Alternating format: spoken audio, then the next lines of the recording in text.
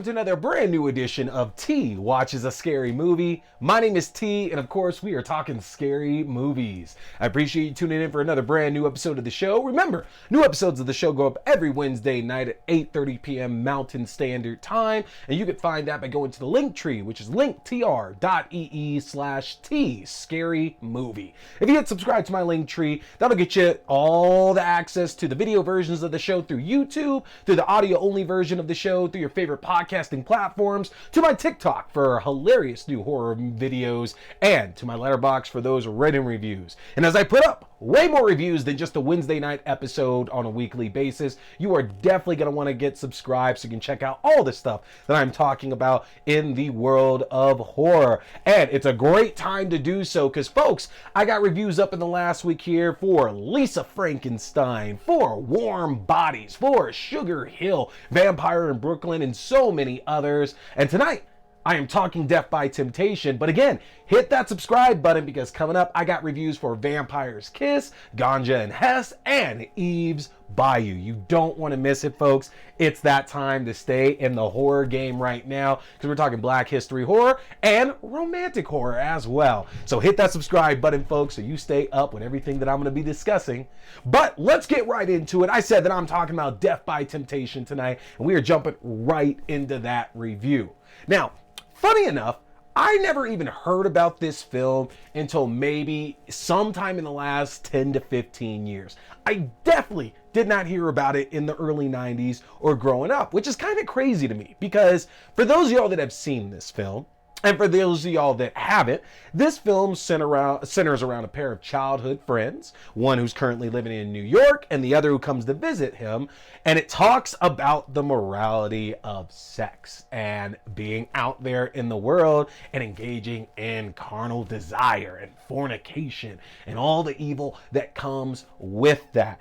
And it's physically manifested because in this instance here, there is a succubus that's targeting young men and bringing them back to her bedroom only to take everything from them. And considering that this tale is it's an all black cast, it's a black story basically, you know, it seems like the kind of movie that even if I didn't see as a kid, I at least would have heard of. And I hadn't. I had not heard about this film at all until we started seeing a lot more documentaries in the last 10 to 15 years covering not only just like older horror that might have gone under the radar, but more black horror as well too. And I have to admit, when I first heard about Death by Temptation and the way that it was kind of being described, it always seemed like an after-school special or like one of those church special movies to where it's preaching way more to you than anything else. Like it's not actually that serious and it's trying to get you to like go to church and jump into Christianity and stuff like that. But that's not what this movie is at all. First of all, this film was made by, or was distributed by Troma. Yeah, the guys who did The Toxic Avenger. And that's insane to me because if you've seen Toxic Avenger or any of its sequels or any other Troma film, you know those films, like, and no offense to them because I'll be real, the only Troma film outside of this I've seen was Toxic Avenger, but from all, like, from what everybody says, from the word around the street, these films are over the top. They're pretty corny, honestly. They're cheesy, and that's the enjoyment of them. And Death by Temptation feels like a 180 from that. It does not feel cheesy, too on the nose, over the top. Like, it feels kind of fitting and like it's actually doing the job that the filmmakers wanted out of this. Now, the film stars Kadeem Hardison, who I just got done reviewing Vampire in Brooklyn, who he played Julius in that, but also from a different world. And then you also have James Bond III playing our other lead in this as well, too, who also wrote and directed the film. And the movie is very straightforward. You know, we are introduced to James Bond III's character, Joel, as a young man who is raised by his minister father and mother, and they die in a car accident. And the implication here is that as Joel and his best friend Kay, played by Kadeem Hardison, got older, while Joel stayed following the footsteps of his father and becoming a minister as well too, Kay instead moved to New York and became an actor, and they lived two very, very different lives. But it doesn't change the fact that the point of this story is seemingly focusing on, you know, Joel and Kay and how they deal with all these different temptations that are in their life. Joel very much wants to experience the world and make sure that he's making the right choice by being a minister and staying in that lifestyle, as opposed to doing it maybe the way that Kay did, to where Kay kind of explored and realized that that world is just not for him. And it's very straightforward in that way. There's not a lot of like tricks and turns. And so introducing the temptress, played by Cynthia Bond, is, again, it's like a physical way of showing this fight with all this temptation that we have, because the idea is that she's tempting every single man that comes around her. And it's always these men who are putting themselves in these terrible situations, or very, very uncomfortable situations. Like, one of her victims in the movie is a guy who's very clearly at least bisexual or maybe closeted and isn't too sure about his feelings surrounding women, but still ends up back at the temptress's place, and things don't end too well for him. Or the married man who's trying to keep everything under the radar and, you know, trying to engage for the first time ever into this extramarital affair, and what happens to come out of that as well too. There's a lot of lessons coming out of it, but beyond that, it's actually a really solid horror film as well too.